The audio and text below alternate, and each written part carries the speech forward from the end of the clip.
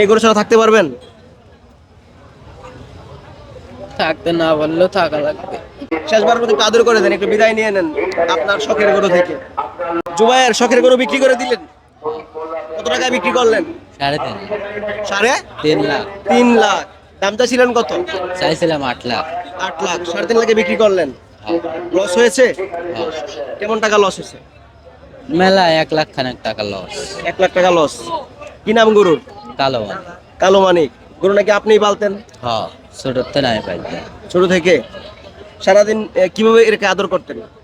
সারাদিন ধরেন সকালে খাওয়াতে স্কুলে গেছি, স্কুল থেকে এসে আবার খাওয়াইছি। এই যে এখন গাবতলী হাটে বিক্রি করে গেলেন, বাড়ি থেকে তো আর গরু পাবেন না, একবারে টাকার কাছে কি ভালোবাসা বিক্রি হয়ে গেল? আচ্ছা, দর্শক দেখতে পাচ্ছেন কিন্তু কান্না করে দিচ্ছে একদম।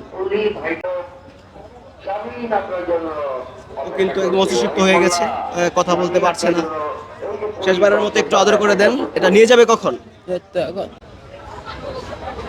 এ হচ্ছে কুরবানি, নিজের শখের জিনিসটা গাবতলী হাটে এসে বিক্রি করে দিয়ে গেল। পরবর্তী বছরে তো বড় গরু পালার ইচ্ছা আছে আর না? হ্যাঁ। আচ্ছা, একটু শেষবারের মতো বিদায়টা নেন, আমরা দেখি আমার দর্শকদেরকে দেখাই শখের গরু থেকে বিদায় নিচ্ছেন।